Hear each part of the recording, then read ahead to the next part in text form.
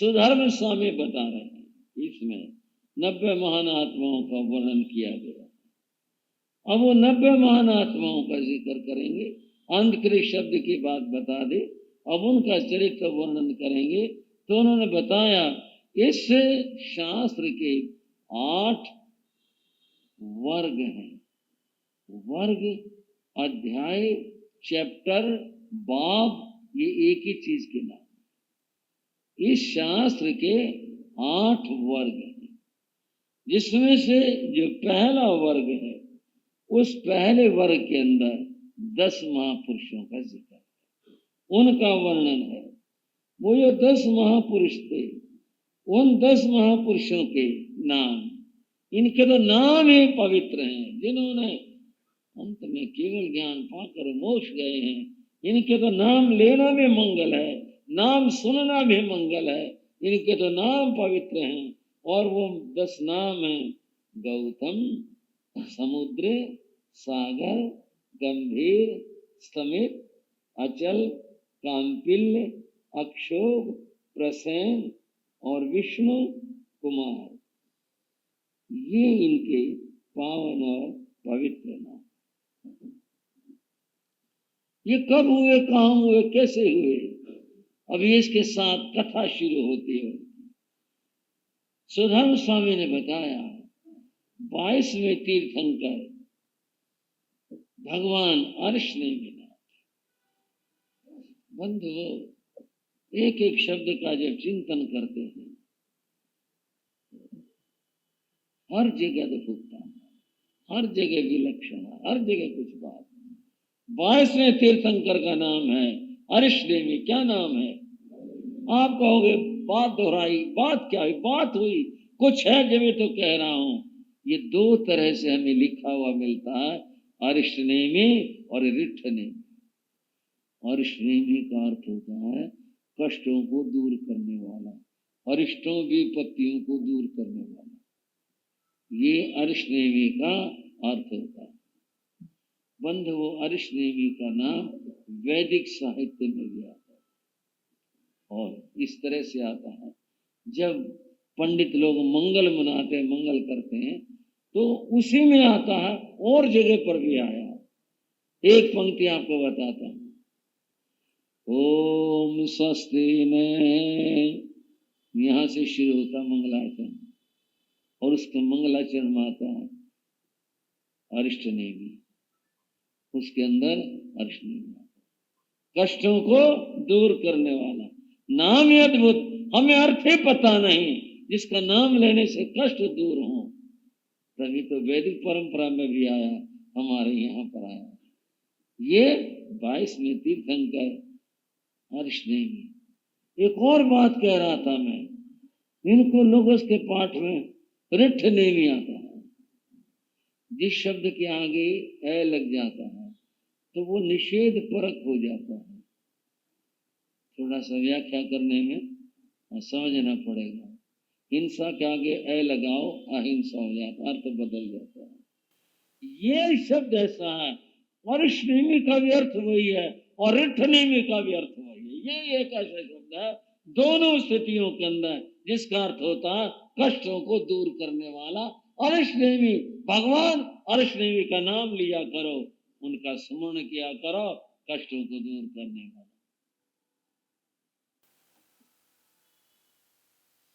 बाईसवें तीर्थंकर भगवान अर्शनेमि। अब जमाना, कथा बहुत पुरानी उसमें जा रही है, पुराने युग में जा रही है। भगवान अर्शनेमि का युग बहुत पहला युग, पुराना युग। अभी इतिहासकारों ने अलग अलग माना है। वैदिक परंपरा के इतिहासकार कुछ और काल मानते हैं, जैन परंपरा के इतिहासकार कुछ और काल मानते हैं। हम इसका फैसला कर नहीं पाएंगे। बस इतनी बात है, ये वो जमाना है भगवान अर्शनेमि का जिस जमाने में श्री कृष्ण थे, या जिस जमाने में श्री कृष्ण थे भगवान अर्शनेमि थे, ये वो जमाना है। अब हमारी कथा उस युग में जा रही है। सुधर्म स्वामी बता रहे हैं 22वें तीर्थंकर का युग, और जब 22वें तीर्थंकर भगवान इस धरा को पावन कर रहे थे, उस समय की बात। इस भारत भूमि पर द्वारिका नाम की नगरी थी। वो नगरी बड़ी अद्भुत थी, बहुत सुंदर नगरी थी। उस नगरी का निर्माण देवताओं ने किया। दो ही नगरियों का जिक्र आता है, एक द्वारिका और एक लंका, जो जिसका निर्माण देवों ने किया और जो सोने की थी। ये दो ही का जिक्र है और का नहीं। द्वारिका स्वर्ण निर्मित सोने की बनी हुई, और उसकी तो बारीकियां भी बड़ी अद्भुत बताई हैं। उसकी दीवारें कैसी थी, उसके कंगूरे कैसे थे, और निर्माण किस तरह का था। अद्भुत नगरी वो सोने की थी। तो सवाल है कितनी बड़ी होगी। बहुत विस्तृत थी, लंबी चौड़ी थी। बंधु, शास्त्र की भाषा में कहें 12 योजन लंबी थी, 9 योजन चौड़ी थी। और आज के वर्तमान समय के अंदर जो किलोमीटरों का युग है, इसके अंदर 96 किलोमीटर लंबी थी, 72 किलोमीटर चौड़ी थी, आयताकार थी। इतनी उसकी लंबाई चौड़ाई थी। कई लोगों को तो होता है जो बताया ठीक है, कईयों को नहीं, इतनी बड़ी ये ऐसे तो नहीं कह रखा।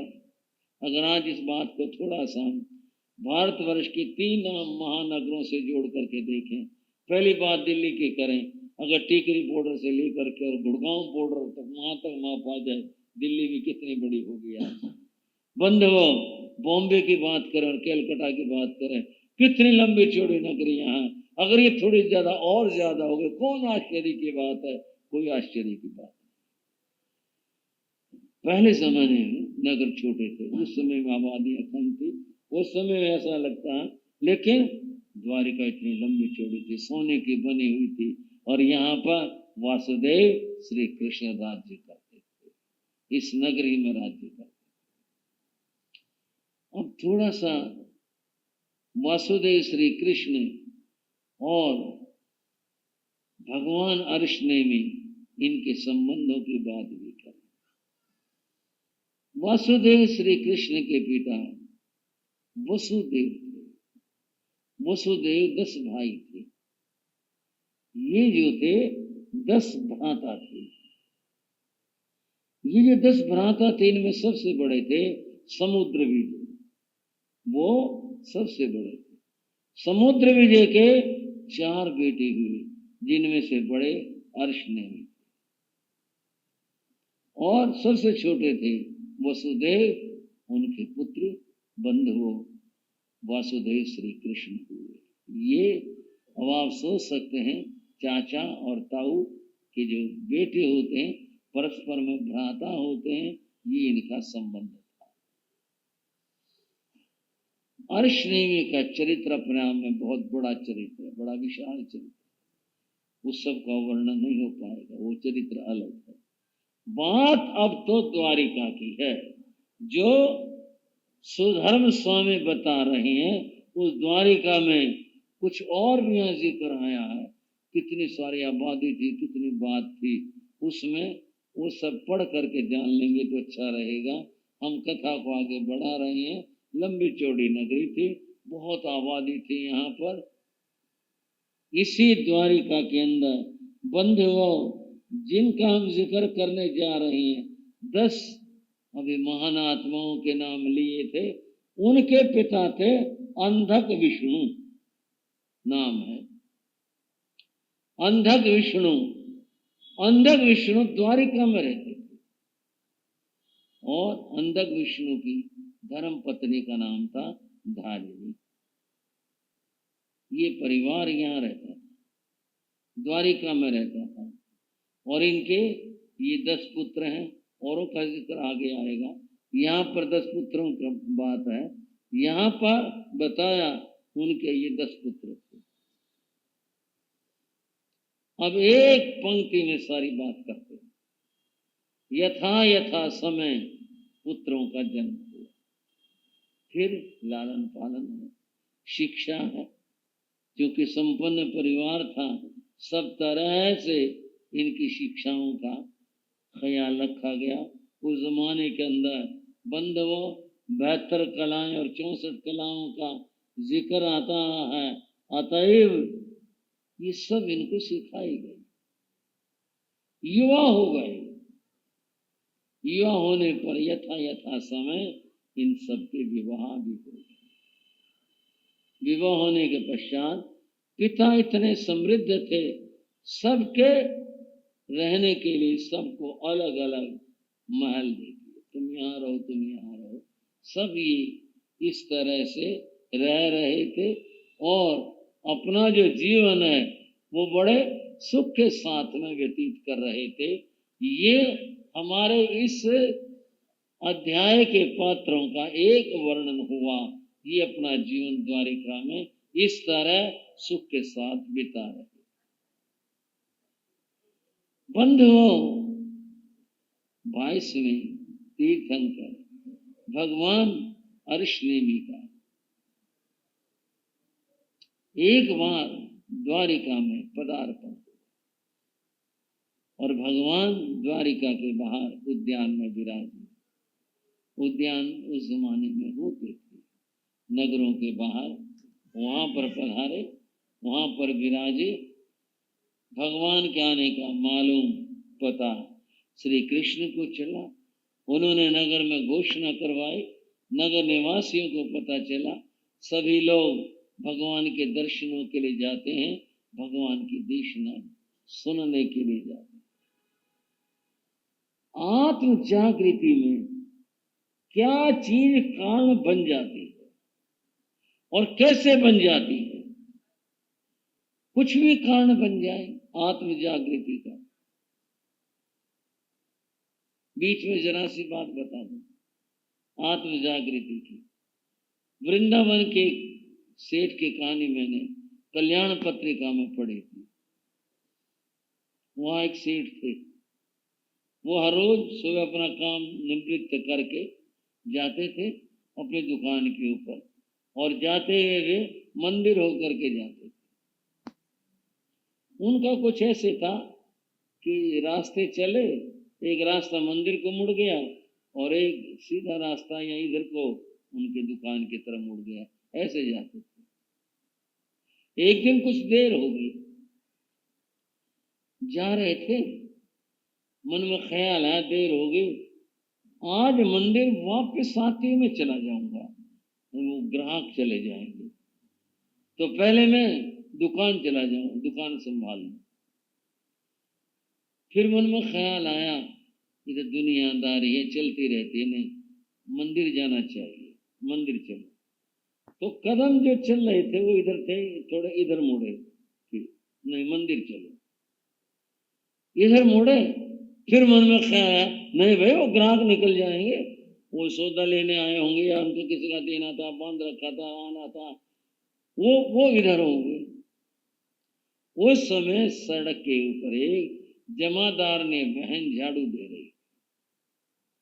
हर रोज के व्यक्ति को सब आपस में जानते हैं एक दूसरे को, वो भी जानते थे सेठ जी को। उसने देखा सेठ जा रहे हैं तो वो इधर हो गई, वो सेठ जी इधर से उधर हो गए। उसने कहा मैं सेठ जी उधर जाएंगे, वो उधर थी तो इधर हो गई, मैं सेठ जी निकल जाएंगे, झाड़ू देना बंद कर दिया। सेठ जी को नहीं पता वो जिम्मेदारी जो है वो तुम्हारे लिए रास्ता बदल रही है, वो सेठ उधर हो गए, वो उधर हो गई। इतने सेठ नजदीक आ गए, तो जिम्मेदार ने बहन बोले सेठ जी एक तरफ हो जाओ। क्या हो जाओ भैया, तो उधर ही हो लो या उधर हो लो, मैं झाड़ू देने लगा। सेठ जी एक तरफ हो जाओ, वो एक तरफ हो जाओ, इस शब्द ने सेठ की जिंदगी बदल दी।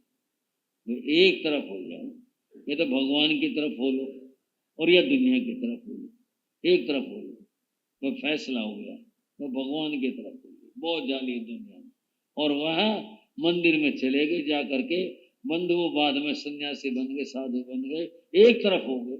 एक शब्द ने जीवन बदल दिया। कैसे जीवन पलट जाते हैं, कैसे जीवन बदल जाते हैं, व्यक्तियों के जीवन में कैसे परिवर्तन आ जाता है। भगवान आए, द्वारिका के लोग उमड़ पड़े, भगवान के दर्शनों के लिए जा रहे थे, भारी संख्या में जा रहे थे। और जब जाते हैं तो शोर हो ही जाता है। कोई पैदल भी जा रहा था, कोई रथ में जा रहा था, कोई घोड़े पर जा रहा था, कोई कैसे जा रहा था, बड़ा शोर सा हुआ। इन 10 ने कहा अपने अपने महल में से, तो क्या हुआ आज गली में, कौन क्या शोर हो गया, क्या बात होगी। इन्होंने देखा भारी भीड़। अपने सेवक से कहा, अरे आज इतने सारे लोग कहाँ जा रहे हैं, क्या मामला है, कोई मेला है, क्या बात है आज। सेवक ने बताया कि जी ये तो सत्संग में जा रहे हैं।